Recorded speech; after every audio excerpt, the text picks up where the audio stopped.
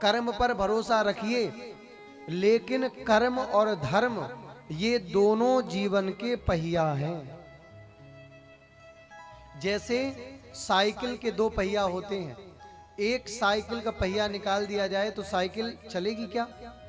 इसी प्रकार पति पत्नी जीवन रूपी गाड़ी के दो पहिया हैं।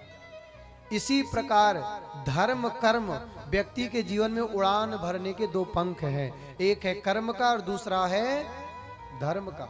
यदि एक पंख पक्षी के काट दिए जाएं तो क्या वो पक्षी उड़ान भरेगा? बताइए दादाजी, भरेगा क्या? एक पंख यदि हमने काट दिया तो क्या वो उड़ान भरेगा? आज जितने भी नवयुवक बालक बालिकाएं इस बात से दुखी हैं, हमने बहुत परिश्रम किया लेकिन हमें सफलता नहीं मिली। उन्हें सीधी बात समझ जानी चाहिए कि कर्म का जो पंख था वो तो तुमने खूब दौड़ाया, लेकिन धर्म रूपी पंख तुम्हारे पास नहीं है। पूज्यपाद गोस्वामी बाबा कहते हैं, जरूर कर्म प्रधान विश्व करी राखा, जो जस करई सो तस फल। लेकिन उन्होंने ये भी कहा है, धर्म न दूसर सत्य समाना। यदि धर्म तुम्हारे पास नहीं होगा तो कर्म बेचारा अकेले क्या कर लेगा?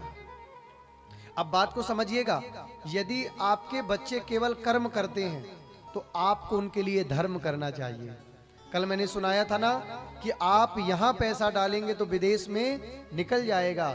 यदि आपके बच्चे नहीं ज्यादा धर्म में रुचि रखते हैं तो आपका प्रयास है कि आप धर्म में रुचि रखिए। आपके द्वारा किया गया धर्म आपके बच्चों को जाके लग जाएगा। ये हाथ चल रहे हैं, क्या ये कर्म नहीं है? आप पैरों से चल करके यहां आए, क्या ये कर्म नहीं है? बताते चलिएगा। लेकिन जब आधी आधी रात में आपका बेटा आपकी बेटी लेट घर आते हैं और जब आप उनसे कारण पूछते हो, बताओ क्या कारण है? बहुत ध्यान से सुनना। जब वो आधी आधी रात पर मोबाइल चलाते हैं, आप उनसे पूछते हो बेटा सो जाओ, जब आपको तुरंत जवाब देते, अरे तुम सो जाओ, तुम्हें क्या पता मैं क्या काम कर रहा हूं, क्या काम कर रही हूं? मोबाइल चलाना, उंगलियों का उपयोग करना एक कर्म नहीं है क्या? लेकिन जब आपको वो कष्ट देते हैं और आपको ही आपके घर से निकल जाने की बात कहते हैं, तब आप उनके सामने घुटना टेक देते हो, तब भी उन्हें दया नहीं आती। अगर तुमने उन्हें जीवन में धर्म सिखाया होता तो उनके पैरों पर बेड़ियां धर्म डाल देता और उन्हें बता देता, बेटा अपनी माँ को ये बोलना गलत है, अपनी माँ को ये कहना गलत है। इतने ज्यादा आज की आधुनिक शिक्षाओं में पागल नहीं हो जाना चाहिए, इतने ज्यादा नहीं उतावले होना चाहिए कि हम साइंस पढ़ाइए, फिजिक्स पढ़ाइए, केमिस्ट्री पढ़ाइए, बायो पढ़ाइए, विज्ञान पढ़ाइए, गलत नहीं है। लेकिन उसके बाद एक चैप्टर है, वो है संस्कार का। सहमत है आप हमारी बात से? क्या यदि संस्कार का चैप्टर आपके घरों पर पढ़ाया जाएगा तो आपके बेटा बेटी कर्म के साथ साथ धर्म को भी मानेंगे, और जिसके जीवन में धर्म होता है उसका जीवन आनंद से खुशियों से भर जाता है, आनंद से खुशियों से भर जाता है।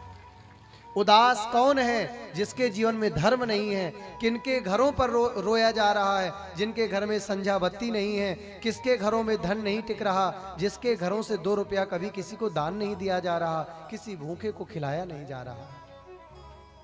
अरे हमारा तुम्हारा कल क्या था? बहुत ज्यादा है धन की संग्रह करना, ये बहुत बड़ी दरिद्रता है।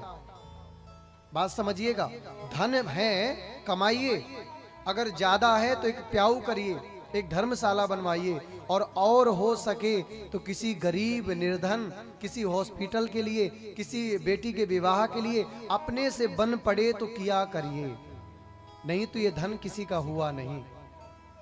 धन कमाना बुरा नहीं, लेकिन धन को केवल जोड़ के रख जाना ये दरिद्रता है।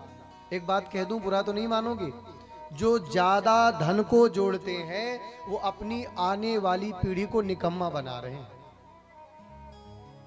एक बात बोलूं, जो माता पिता बहुत गरीब हैं उनके ही बालक माता पिता बुढ़ापे में गरीब ना रहे इस बात की चिंता करते हैं। बोलो बोलो बोलो।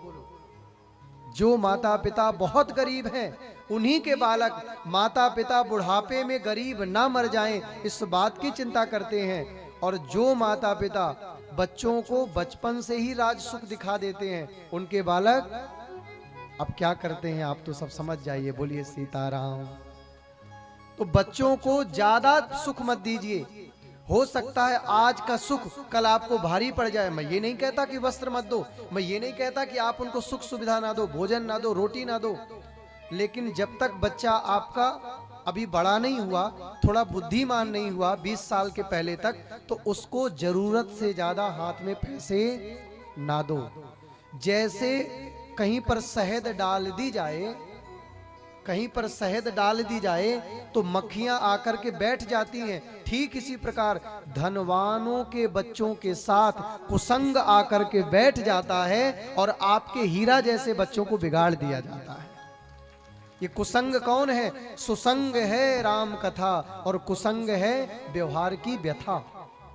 जैसे स्थान पर थोड़ा सा शहद डाल दीजिए, मीठा डाल दीजिए, तो अपने आप मक्खियों को बुलाना नहीं पड़ता, अपने आप बैठ जाती हैं, मधुमक्खी आ जाती हैं, डेरा डाल लेती हैं। इसी प्रकार धनवानों के बच्चे कैफे में मिलेंगे, रिसोर्ट में मिलेंगे, होटलों पर मिलेंगे, तो उन्हें दोस्ती बनानी नहीं पड़ती। बन जाता दूर का रिश्ता जब पैसा पास होता है, और टूट जाता गरीबी में वो भी रिश्ता जो सबसे